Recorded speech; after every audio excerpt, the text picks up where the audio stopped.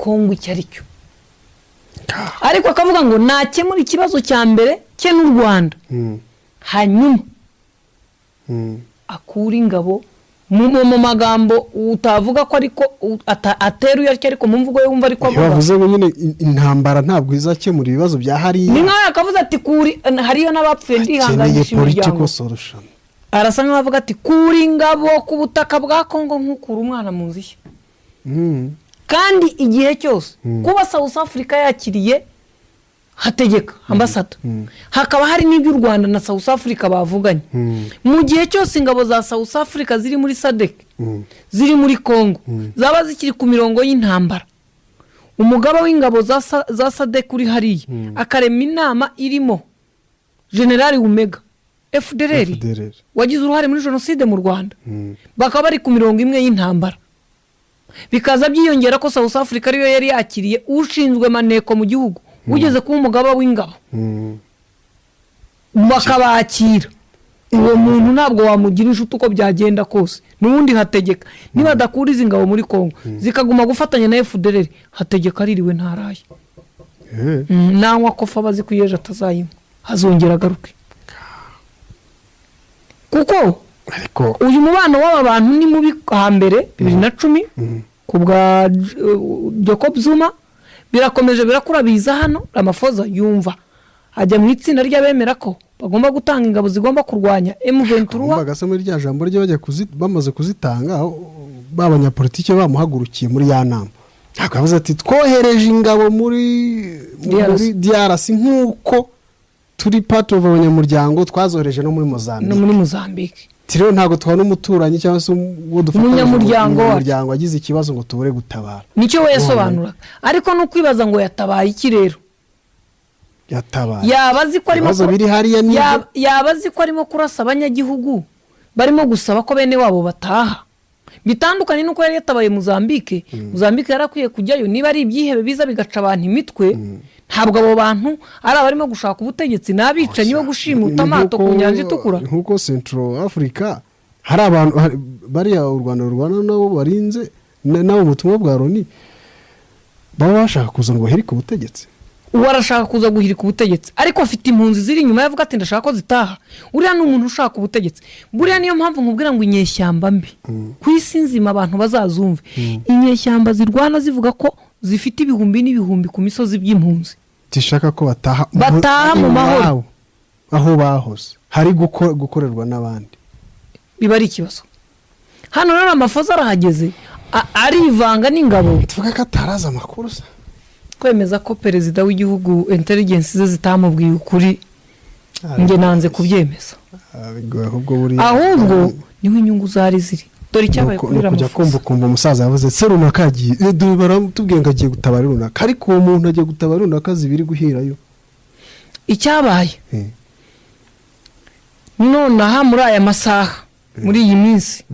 Ramaphosa asanga kubana n'u Rwanda biri umuha amahirwe menshi kuruta ko abana na Kisekedi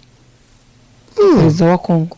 byaba amahire nyine ubu niko abibona ariko kubera ko hagiye kuba amakuru bari kumwumvisha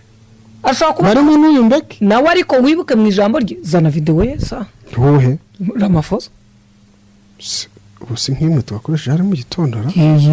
mu gitondo cyangwa ejo sinibuka aho yakoze yizane Ramaphosa avuga afite nuza nini yaravuze Ramaphosa nyine yasubiyeyo nyamakuru baramubajije ndabyibuka Ramaphosa avuga uburyo yabivuzemo wumve niba ataravugaga iki wamubonye se mbandi ndeba video z'abantu biyenza ni nka video mba mbonye ya Kenisi na Popote nkabona n'ukwiyenza kandi nawe uri umuntu wari bitabiriye iriya nama mwiyenzagamo ndimo ndashaka perezida Ramaphosa ari hera Ramaphosa Siriro namubonye umuntu ukubutseyo rero na Mbeki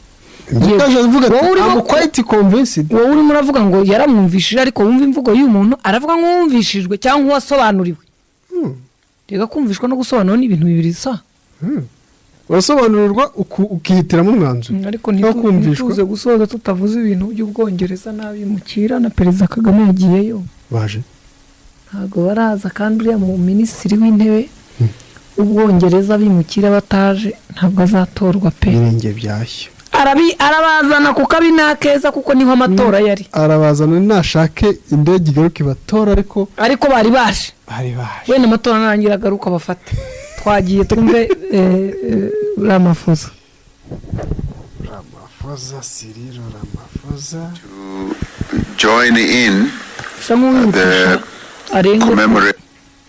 ago. It was President Mandela who regretted that South Africa post-apartheid gave to Rwanda of fostering the development of this part of the continent, and that in doing an end that will lead to a political solution to what is prevailing here. The people of DRC yearn for peace, and similarly the people of Rwanda also yearn for peace, and so therefore all of us combined, including SADC, should work towards installing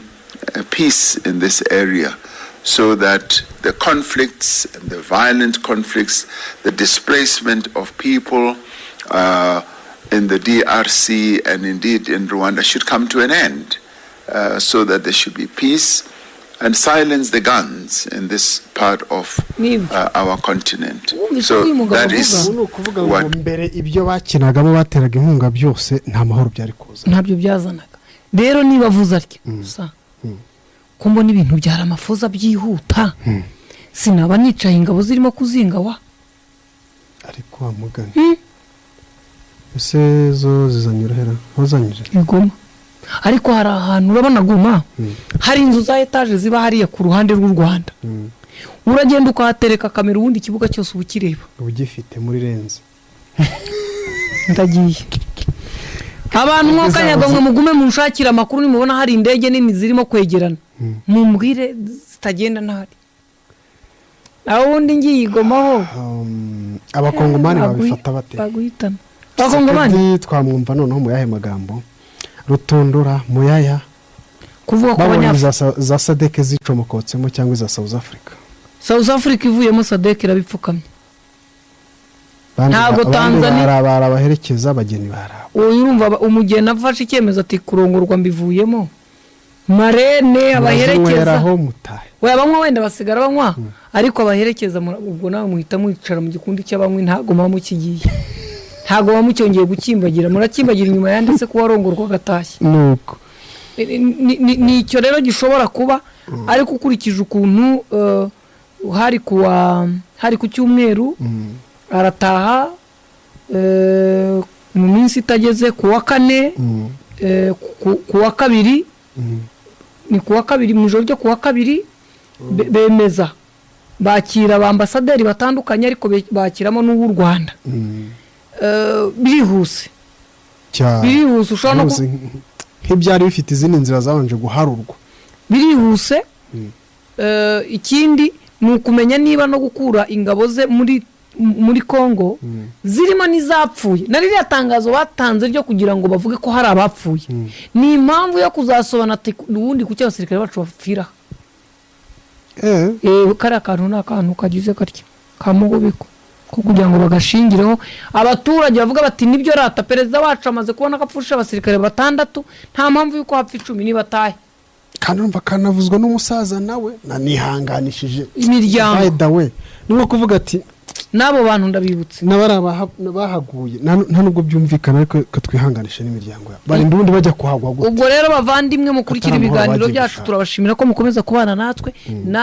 mutureba mutera udutebe dufite matera aho inkuri tugereraho biba ninjoro biba kumanywa biba mu rukerera turajya kurora uko zitashye cyangwa goma bayishyira mu kwaha goma yo ngo barayikikije ariko kuyifata byo ntabwo ari vuba musubiza amerwe mu isaho nguko ariko tutarasoza uyu mugabo ngo muri Afurika yunze ubumwe ngo arashaka guhuza nde nande somera faki cyangwa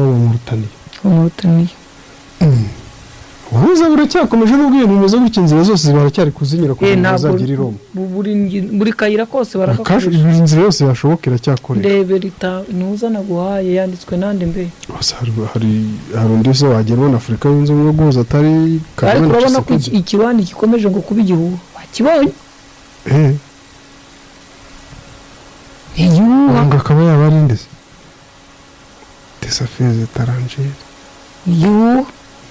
umva bihubane byinshi gusa nyine biravugwa ariko ntuzarangare sami igihuha ntuzacyange wowe uzange kugitangaza habamo inkuru umva igihe wowe ntuzagitangaze ko amategeko arabihana ariko ntibizakubuze kucyumva nsomere uwo mugabo wo muri Loni haruguru unako wa Afurika hari umugabo yitwa nde Gwanzwan enquête de cessez-le-feu entre Kagame et Tshisekedi. Le président mauritanien, président en exercice de l'Union africaine. Uwo ni uyoboye Afurika yunze ubumwe. N'ubundi nawe arashaka ko perezida Tshisekedi na perezida Kagame ariko uyu nitubivuga. Mwibuka ko Addis Ababa bushe bahuriyeyo. Uyu arabari wa gatatu ruseyeho bikanga. Ngo rubura gica. Lorenza ashobora kuba bino bintu yabivuyemo. Arenze umenya mugani bi. Yabirambiwe. Kahuje umusirikare n'umusirikare. Ushobora kusiga avuga ati rero ibintu bimeze nk'akana kagira kandi. Nabirambiwe. Komeza kubicyo. Nabirambiwe ariko nanone ntushobora kuvuga ko yabirambiwe akabireka. Ushobora kuba kiri inyuma aho ngaho. Urashaka kuvuga ati mes bras sont toujours ouverts. Hari igihe byakwanga none ejo bigakunda. Ibiganza byanyu birafunguye igihe cyose muzazira nzabakira. Ariko bishobora kwanga ejo bigakunda none. Uyu nawe ngo aje kurusyaho. Nawe naski. Iyi ni manda ya Afurika yunze ubumwe ubwo ni umwaka umwe. Reka dukaraga karawundi turebe icyo azasiga. Ngayo nguko rero ngira ngo ayo ni amakuru yose arimo gukata hepfo haruguru mu mujyi ibintu biracika ibinyamakuru biracyavuga Ramafoza na Kigali ntabwo iraba inkuru yo guceceka. Intambwe ya mbere South Africa n'u Rwanda iratewe kuko Ambasaderi Emmanuel Hategeka yakiriwe noneho nk'ambasaderi wa South Africa. Ubwo mu minsi mikeya niba uyu mubano urimo kwihuta bafite abahagarara inyungu za Afurika y'Epfo mu Rwanda dushobora kubona ambasade yongeye ifunguye dushobora kubona ambasaderi mw'abantu mwe dushobora kongera kubona visa tukamanuka tuzamuka ubuzima bugakomeza kasozi kamanutse zazindi kakazamuka nibatangira gutanga visa byasubiye mu buryo nzajya kubaza abanyarwanda babagayo nta ambasade hari hariho muti abagabo bihishe oya kwihisha nibihisha ariko tubabaze tuti mubaho muti waciye maneko wa mbere mu gihugu wari uyoboye abandi mwasigaye mumeze mutamaze gushira mu mwuka